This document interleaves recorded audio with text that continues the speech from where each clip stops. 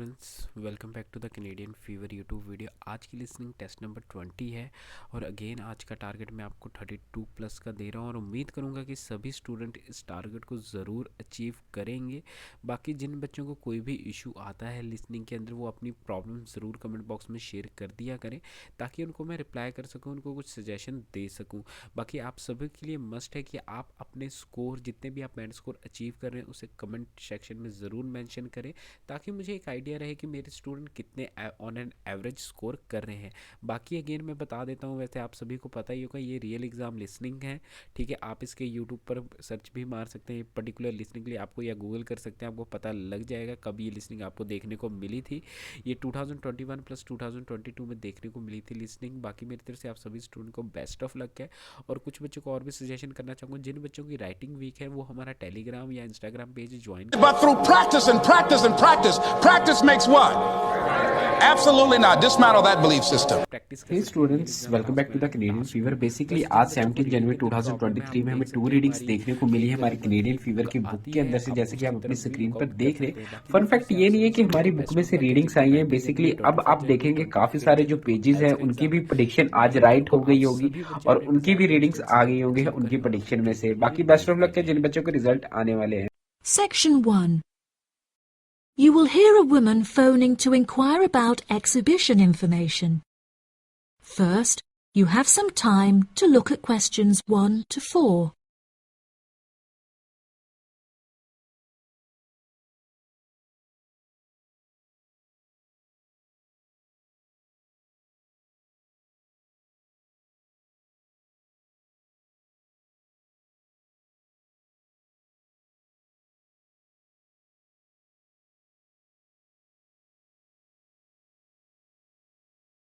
You will see that there is an example that has been done for you. On this occasion only, the conversation relating to this will be played first. Good morning. You're through to the events coordinator at the Birmingham City Council. How may I help you? Hello there. My husband and I are interested in purchasing tickets to the automobile exhibition, but I couldn't find many details about it on your website, and I was wondering whether you could provide me with some more information. Does it open in June? The purpose of calling is to purchase tickets, so purchasing has been written in the space. Now we shall begin. You should answer the questions as you listen, because you will not hear the recording a second time. Listen carefully and answer questions 1 to 4. Good morning. You're through to the events coordinator at the Birmingham City Council. How may I help you? Hello there. My husband and I are interested in purchasing tickets to the automobile exhibition, but I couldn't find many details about it on your website, and I was wondering whether you could provide me with some more information. Does it open in June? Yes, of course, madam. The exhibition will take place during July and will showcase the history of automobiles from the very first commercial car in the late 1800s all the way through to the present day. Is the exhibition open for the duration of July? No, madam. The exhibition will last 3 days, from the 1st of July to the 3rd of July, and then the cars will be taken to another exhibition. Okay. Does the exhibition focus on a certain manufacturer? No, it will showcase a wide range of manufacturers. Wonderful. I'm ever so fed up of going to these shows and only seeing one manufacturer. Are there any opportunities to sit in or even drive the cars? There will be many opportunities for you to sit in the cars. However, some of the cars will only be available to observe. We are yet to be told whether any of the antique cars will be available to drive. However, there will certainly be an opportunity to test driving some of the more modern cars on a purpose-built track. That sounds like great fun. I mustn't forget to bring my camera, or my husband will never forgive me. I'm afraid to say that cameras are actually strictly not allowed to bring into the exhibition. There will, however, be a section where a professional photographer will be available to take photos of you sitting in a car in period clothing. Well, that sounds like it could be fun. but I assume the photos won't be free. On the contrary, one free photograph is included within every ticket, but each photo after this will cost £5. Before you hear the rest of the conversation, you have some time to look at questions 5 to 10.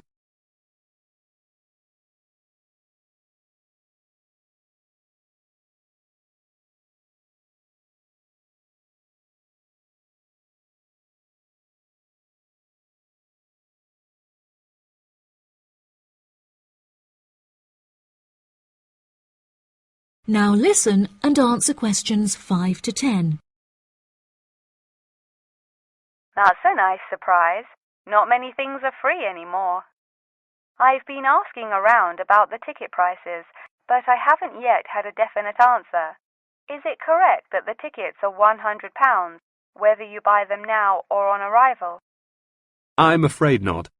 If you buy the ticket in advance, the price is £110, but it's £165 on the door. Oh, goodness. I suppose I'd best pay for them now then. Is it possible to buy tickets from you now over the phone? Yes, of course, madam. I'll transfer you to the box office manager, Mark Edgeworth. That's EDGEWORTH.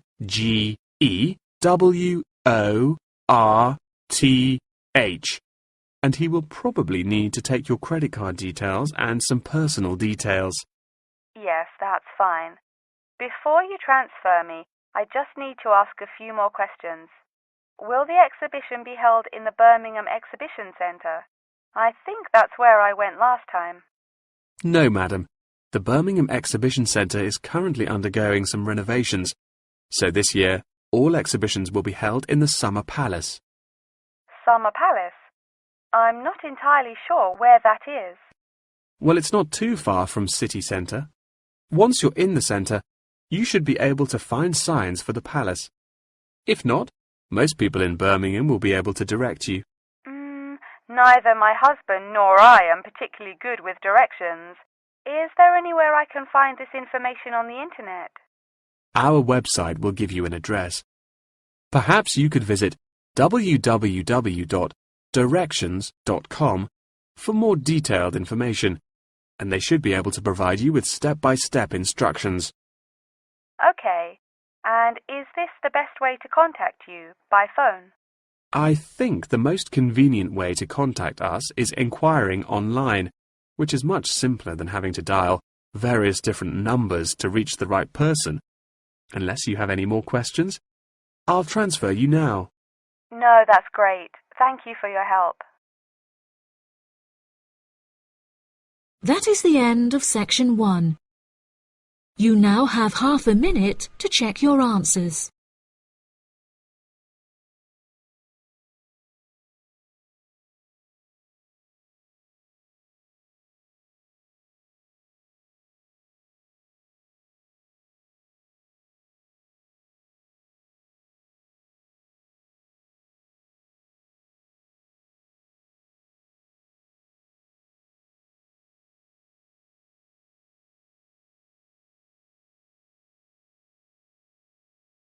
Now turn to section 2. Section 2. You will hear part of a talk given by a member of staff at a hospital.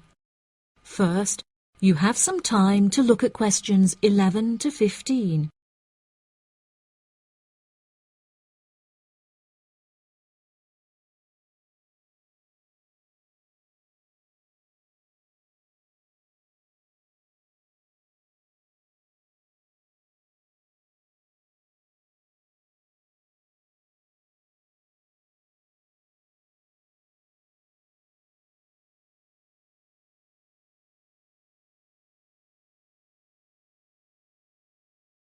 Now listen carefully and answer questions 11 to 15.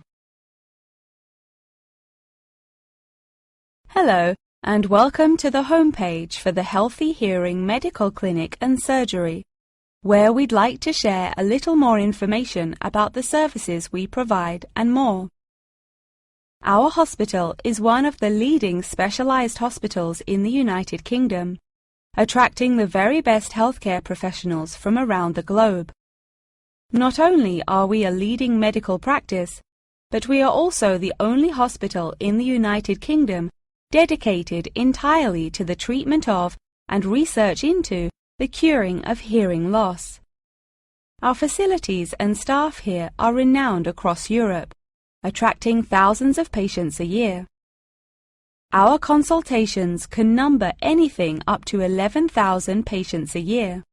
However, we aim to treat around 5,000 patients a year so as to maintain and ensure the quality of our services. Our patients are guaranteed the highest standard of care, as well as the use of our first-class facilities. All patients requiring overnight treatment are provided with their own private room with ensuite facilities, as well as a state-of-the-art entertainment center, which includes a flat-screen LCD television and PlayStation.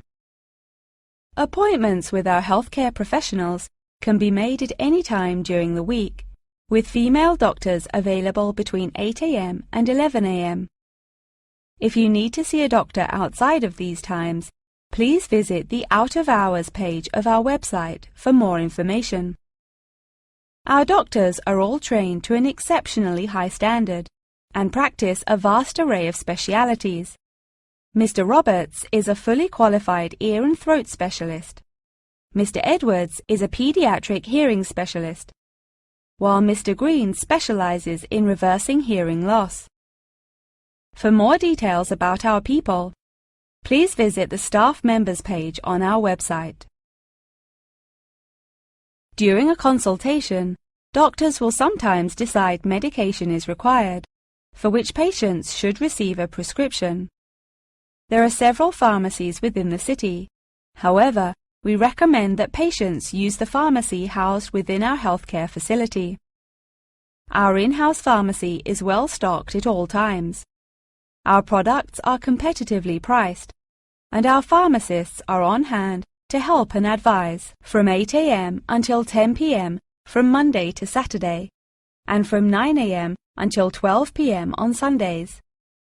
If you require any help outside of these hours, please see our Out of Hours page on the website. Since the Healthy Hearing Medical Clinic and Surgery also functions as a teaching hospital, we aim to provide our students with every opportunity to expose themselves to medicine in practice. Therefore, we would like to encourage our patients to give their consent for a medical student to attend their consultations. If our patients are not comfortable with this, there will be a form at reception where patients will be able to opt out. Before you hear the rest of the talk, you have some time to look at questions 16 to 20.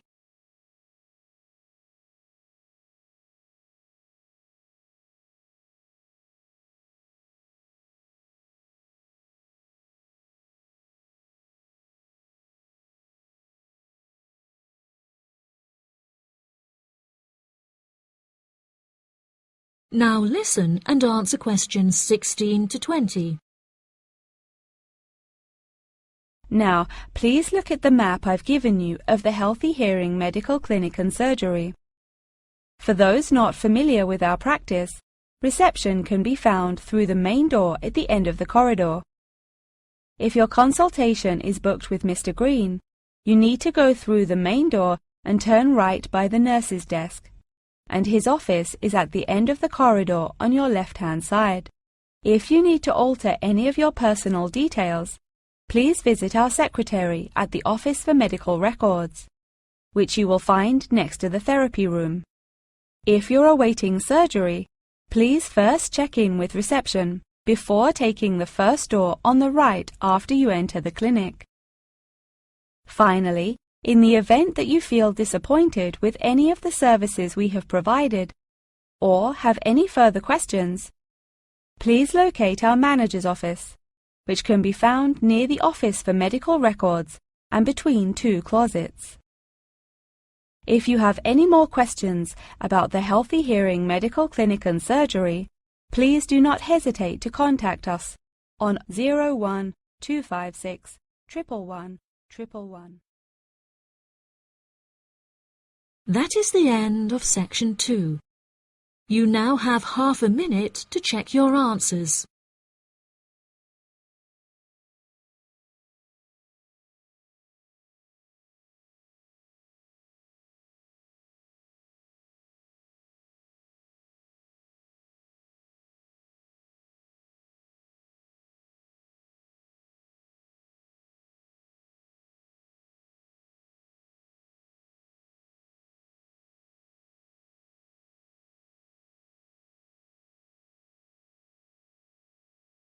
Now turn to section 3. Section 3. You will hear Jim and Jane, 2 students, talking about their professor's lecture. First, you have some time to look at questions 21 to 25.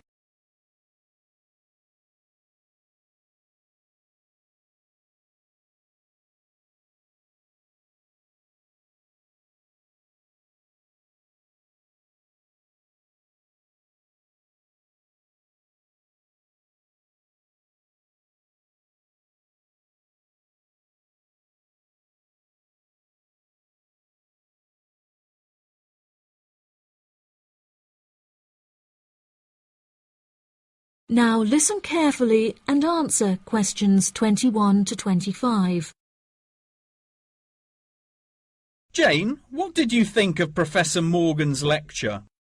I don't know about you, but I find it incredibly difficult to believe that light influences the environment as much as he says. I've never seen any journal articles, websites or anything that verifies his arguments. It's stupid.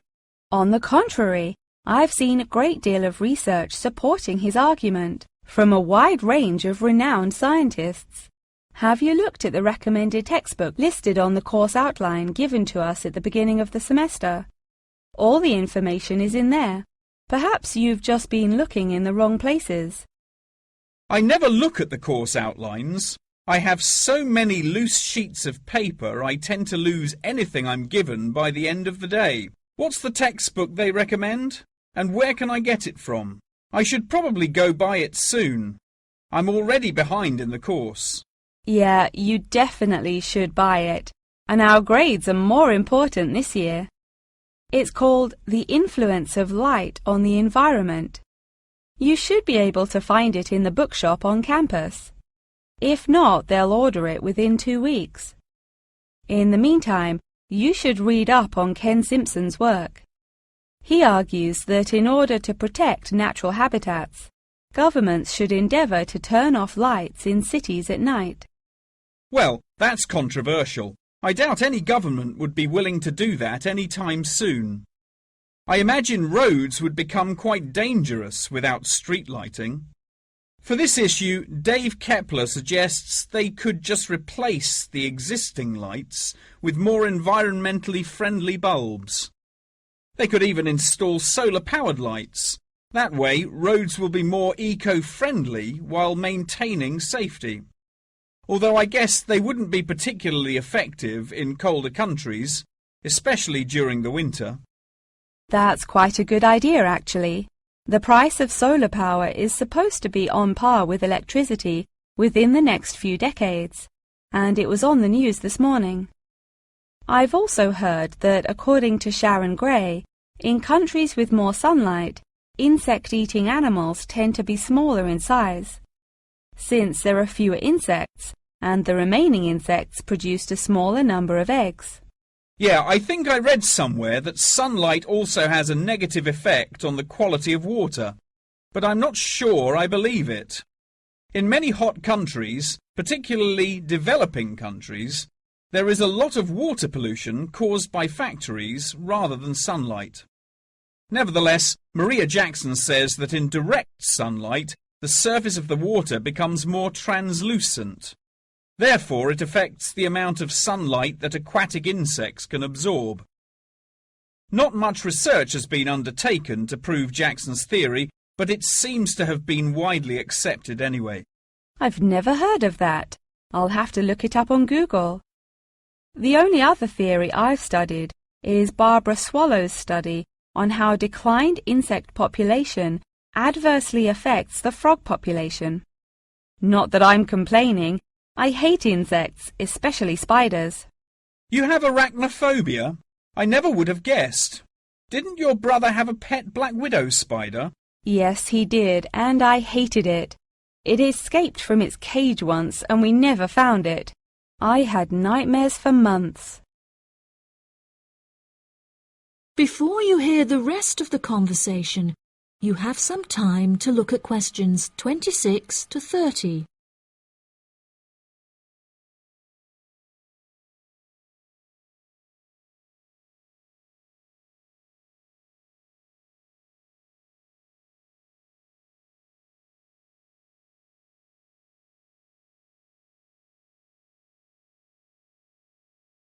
Now listen and answer questions 26 to 30.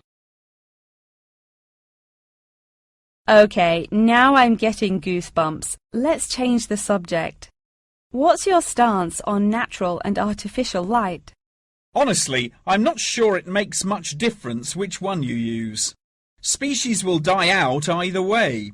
I think the real argument we should consider is global warming and protection or replacement of finite fuels. Solar power provides us with an incredible opportunity to replace electricity, and governments should definitely increase spending on research in this field. The theories discussed in our lectures, like Simpson's and Gray's, are so vague and lack proof, so I don't understand why we even study them. I see what you mean. I don't like learning unsupported theories for exams, and I'd rather spend my time learning something else. For example, I'd be much more interested in studying the animals in safari parks than researching migratory birds, particularly the effect of tourists on the quality of life of animals. As we know, every year thousands of visitors will drive in their own vehicles or ride in vehicles provided by the facility to observe freely roaming animals. Yeah, that would be really interesting. Especially those animals living in more tropical countries like Borneo. Following on from that, I want to study how bringing animals over from foreign countries to put in our zoos affects their life expectancy. For example, do you remember when China sent pandas to Edinburgh Zoo? Apparently, one of the pandas became depressed, but it was never explained why. To me, obviously, you can't take an animal out of its natural habitat and put it in a cage on the other side of the world. It just doesn't work. That is the end of section 3. You now have half a minute to check your answers.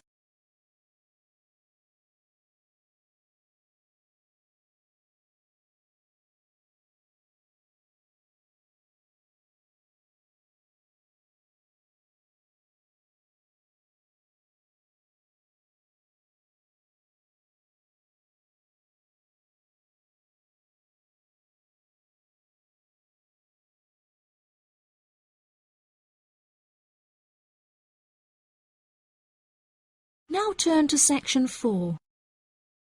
Section 4. You will hear a talk on the history of football in Great Britain in the 19th century. First, you have some time to look at questions 31 to 40.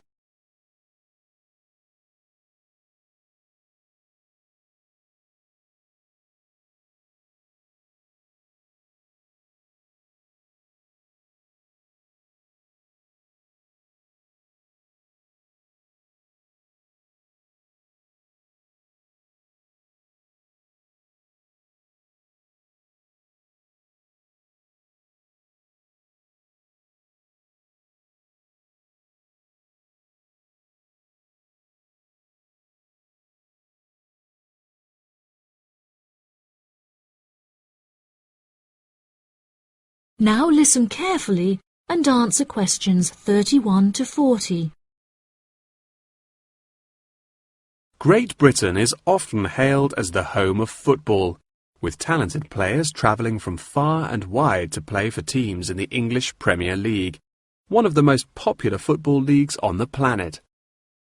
Today we are going to take a look back to the 19th century Great Britain in an attempt to trace the evolution of the beautiful game, as it is now known. Prior to the 19th century, the game featured a wide variety of local and regional adaptations, which were later smartened up and made more uniform to create our modern-day sports of association football, rugby football, and Ireland's Gaelic football.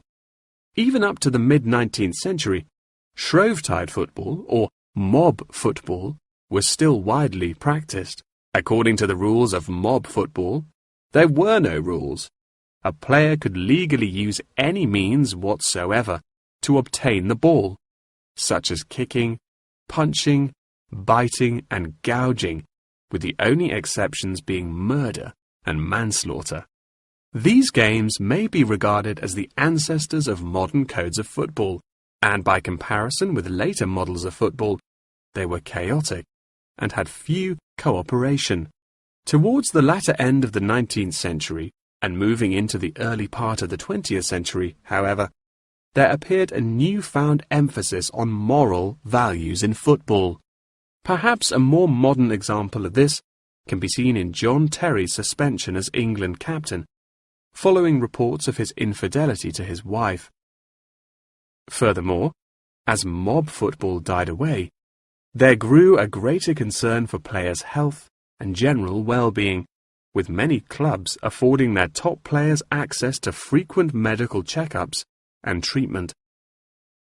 Despite the presence of Great Britain's unique state-funded National Health Service, football clubs are still seen today providing team members with state-of-the-art healthcare facilities, with the top clubs even housing their own specialist doctors and physicians.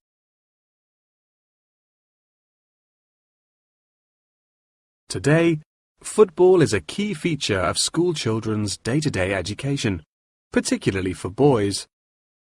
With the help of football associations, all schools in the UK are boasting their own football teams. This mainly comes as a result of pressure put on schools and the government by concerned parents, who felt that football education taught their children valuable lessons and indeed vital life skills, such as teamwork and a drive to succeed. Nowadays, many of the UK's top football clubs provide training facilities and outreach programs in an attempt to educate the nation's aspiring youths. As I previously mentioned, it was only during the 19th century that football in its uniform concept truly began to emerge, with footballers previously playing according to their own versions of the rules. However, it was not until the early 20th century that different players actually began to play according to these standardized rules.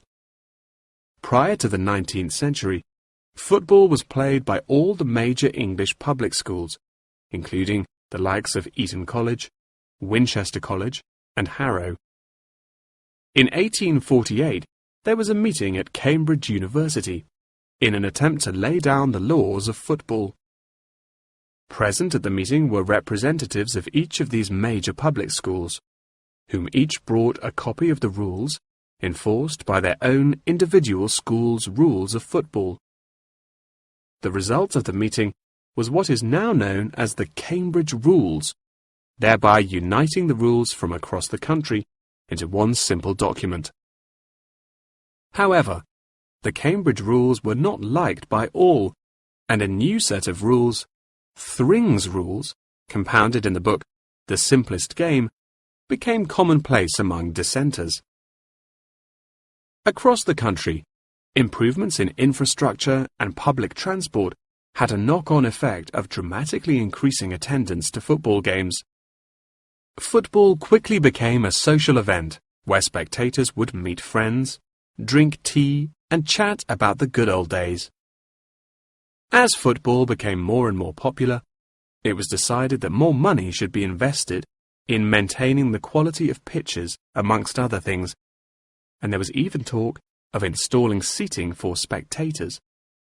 However, the question of who was to foot the bill quickly became a divisive issue, with many believing that the government should fund football's development as a national sport. But in the end, the onus fell upon Britain's local and regional football clubs for the funding and development of the Football Association. They became responsible for the upkeep of football grounds, began to pay their best players a small salary, and organised competitions against other local and regional teams. And there began England's Football Association, or the FA, as we know it in its current form, the governing body of football in England. As the FA continued to grow and accumulate greater wealth, it was able to attract more and more talented young men from across the country, before finally accepting professional talent in the early 20th century. Today, football is played at a professional level all over the world. Millions of people regularly go to football stadiums to follow their favourite teams, while billions more watch the game on television or on the internet. That is the end of section 4. You now have half a minute to check your answers.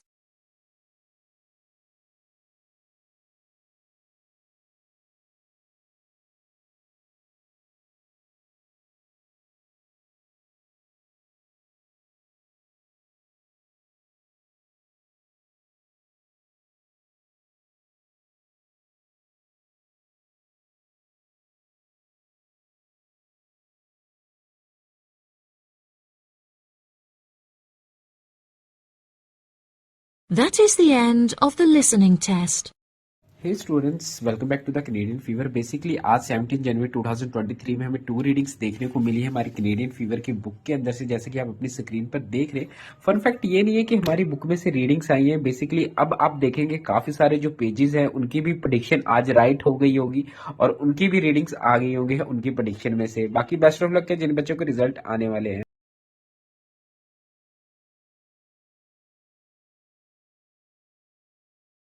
चलो students, उम्मीद करता हूँ कि आप सभी के score बहुत अच्छे आए होंगे। और जिन बच्चों के नहीं आए तो निराश बिल्कुल मत हो यार, ये जंग हारने का समय नहीं है, जंग जीतने का समय है।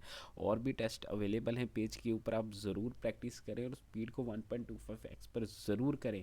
आप देखेंगे एक वीक के अंदर आपकी इम्प्रूवमेंट देखने को मिल जाएगी। जिन बच्चों को फिर भी नहीं हो रहा, एक वीक हो गया इनको रेगुलर प्रैक्टिस करते हो, आप ऐसा करें, आप 2 टाइम लिसनिंग सॉल्व करें। मैं ये नहीं कह रहा मेरे पेज से सॉल्व करें, आप कैम्ब्रिज की बुक पकड़ लें, वो सॉल्व कर लें, ठीक है, बट 2 एटलीस्ट लिसनिंग सॉल्व करें, क्योंकि लिसनिंग एक ऐसा मॉड्यूल है जो कि आपके ओवरऑल बैंड को बहुत बूस्ट कर सकता है।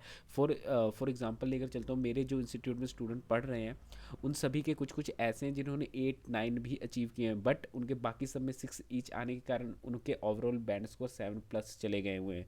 तो बाकी